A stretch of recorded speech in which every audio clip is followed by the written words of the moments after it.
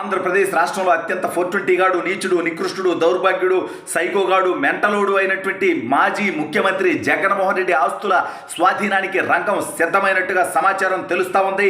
జగన్మోహన్ రెడ్డి సొంత సోదరి వైఎస్ షర్మిల బెంగళూరు ప్యాలెస్కు చేరుకొని ఆస్తుల పంచాయతీ మొదలుపెట్టినట్టుగా తెలుస్తూ ఉంది. అసలు ఇంతకీ జగన్మోహన్ రెడ్డితో షర్మిల పంచాయతీ ఎంతవరకు వచ్చింది, అసలు జగన్ ఇప్పుడు ఏం పేగలడు అనేది ఈ వీడియోలో వివరించబోయే ముందుగా ఇప్పటి వరకు మన ఛానల్ సబ్స్క్రైబ్ చేయని వాళ్ళు ఖచ్చితంగా సబ్స్క్రైబ్ చేయండి. ఇక విషయానికి వస్తే జగన్మోహన్ రెడ్డి అనేటువంటి వాడి బతుకు చీకట బతుకు. వాడొక 420 గాడు, వాడొక సైకోగాడు, వాడొక అరాచకవాది, వాడొక ఆర్థిక ఉగ్రవాది.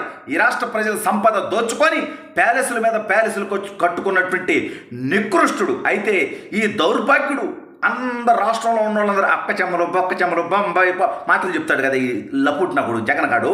ఒరే, నీకు అంత ప్రేమ ఉంటే అక్క చెమ్మల మీద, సొంత చెల్లి, రక్తం పంచుకు పుట్టినటువంటి చెల్లి, నీ చెల్లి రోడ్ల మీదకి ఎందుకు వస్తారా లపుట్టగా? నీ చెల్లికి ఆస్తిలో వాటా ఎందుకు ఇలేదురా 420గా? ఎరా, నీ చెల్లి నువ్వు జైల్లో ఉంటే 3000 కిలోమీటర్లు ఏ ఆడబిడ్డ ఈ దేశంలో పాదయాత్ర చేయాల? షర్మిల గారు చేశారు. ఏ పార్టీ అయితేనేంటి. మరి వీడు జైల్లో ఉంటే ఆ పార్టీకి ప్రాణం పోసి ఊపిరిలో దింది వైఎస్ షర్మిల గారు. మరి ఆవిడికి రాజకీయంగా అవకాశం కల్పించలేదు. ఈ లపుట్టుగాడిది మనందరికీ తెలుసు.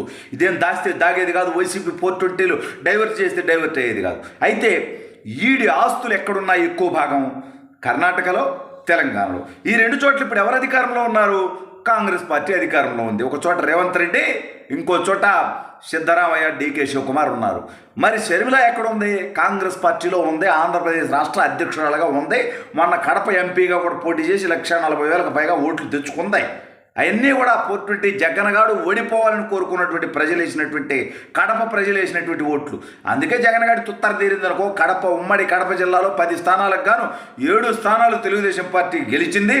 పులివెందులో ఈ పులకేజీ గాడి మెజార్టీ 30,000కు పైగా తగ్గింది. దానికి ఏం సమాధానం చెప్తాడు డెకాయిట్ గడి? సరే, అదంతా పక్కన పెడదాం. ఇప్పుడు వీడు మెల్లగా పులివెందులు చేరుకున్నాడు. ఈ డెకాయిట్ గాడు పులివెందుల్లో వీడి మీద దాడి చేయబోయారు వైసీపీ కార్యకర్తలు. ఎరా, నీ వల్ల ఎరా ఈ పరిస్థితి వచ్చింది, నీ వల్ల అనేక కోట్ల రూపాయలు బిల్లులు రావాలరా డెకాయిట్గా అని చెప్పి ఆ నుంచి సైలెంట్గా బెంగళూరు ప్యాలెస్కి పోయాడు. వీడు అధికారంలో ఉన్న రోజు ఒక్కరోజు కూడా బెంగళూరు ప్యాలెస్కి పోలా. కానీ ఇప్పుడు హైదరాబాద్లో సెటిల్మెంట్లు చేద్దామంటేనేమో అక్కడ ప్రభుత్వానికి తెలిసిపోద్దాము, అమరావతిలో చేస్తానంటేమో ఇటు తుత్తర తీరిపోద్దాము, ఒక్కరేమట షేపుగా బెంగళూరులో చేద్దాం అన్నట్టుగా అడిగి పోయినట్టుగా తెలుస్తోంది. అయితే అక్కడికి కొంతమంది అభిమానులు వెళ్ళి డెకాయిట్గా కలవరా అంటే అక్కడ కూడా కలవలా. వీడి గురించి సైకో జగన్ అని అక్కడ వాళ్ళ కార్యకర్తలే మాట్లాడుకున్నారు. మనందరికీ తెలుసు. ఎందుకంటే వీడు ప్రజలను కలవడు. వీడు బారికేడ్లు లేని కలవడు, వీడికి సెక్యూరిటీ లేని కలవడు. ఈ దేశ చరిత్రలో ఎవరికి లేని విధంగా 986 మంది సెక్యూరిటీ పెట్టుకున్నట్టు నా కొడుకు. ప్రధానమంత్రికి కూడా ఉండదు ఆ సెక్యూరిటీ. ఆయన కూడా 300-400 ఉంటారు మహా అయితే, విపరీతం ఉంటే. ముఖ్యమంత్రి అంటే 150 నుంచి 200 మధ్యలో ఉంటారు. కానీ నా కొడుకు 986 మంది అధికారాన్ని దుర్వినియోగం చేసేది. వీడు ఆల్రెడీ ఆ విషయంలో కూడా వీడు జైలుకు పోతాడు రాబోయే రోజులు. అది వేరే సబ్జెక్టు. అయితే వీడు ప్యాలెస్లో దాక్కొని బయటికి రావట్లా. అక్కడి నుంచి మంత్రాలు మొదలెట్టాడట డీకే శివకుమార్తో. మీకు ఏదన్నా ఒక్కరేవట నా అక్రమాస్తిలో ఒక్కరేవట మీకు ఇస్తాను, నన్ను వదిలేయండి, లేదంటే మా షర్మిలని పార్టీ నుంచి గెట్టేయండి, నేను కాంగ్రెస్ పార్టీలోకి వస్తాను. ఎందుకంటే జాతీయ పార్టీ మద్దతు లేకపోతే నేను ఏ రోజున జైలుకు పోతా. ఎందుకంటే వీడి కుక్క బతుకు తెలుసు కదా. వీటిని లొప్పుడు బతికేంది.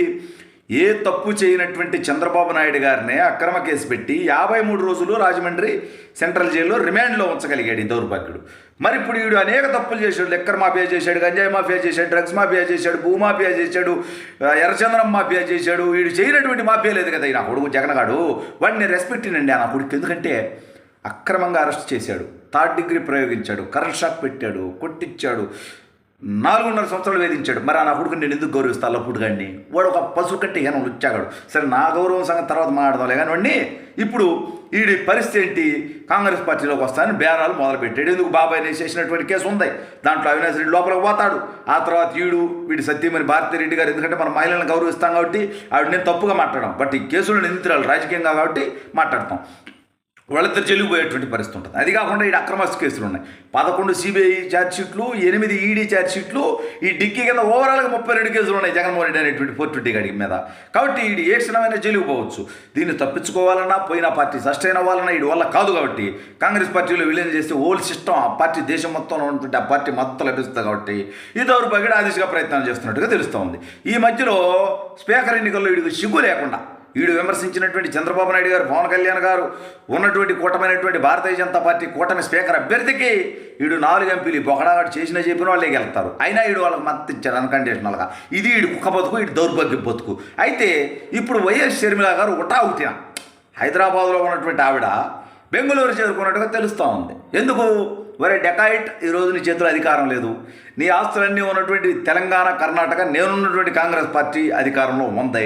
ఇటు డీకే శివకుమార్తో అటు రేవంత్ రెడ్డితో నాకు సత్సంబంధాలే ఉన్నాయి.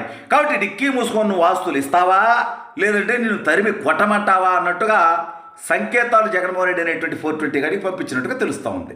సొంత చెల్లిని, తల్లిని పార్టీ నుంచి తోసేసి చెల్లిని మోసం చేసినటువంటి నికృష్టుడికి ఇవాళ బ్యాడ్ టైం నడుస్తోంది. ఇక గుడ్ టైం వాడి జీవితంలో రాదు. ఎందుకంటే వాడు చేసినటువంటి అరాచకాలు అటువంటి, ఈ రాష్ట్రంలో చేసినటువంటి విధ్వంసం అటువంటిది. కాబట్టి సొంత చెల్లి చేతిలోనే చెప్పు దెబ్బలు తింటున్నాడు 420 జగన్ గాడు.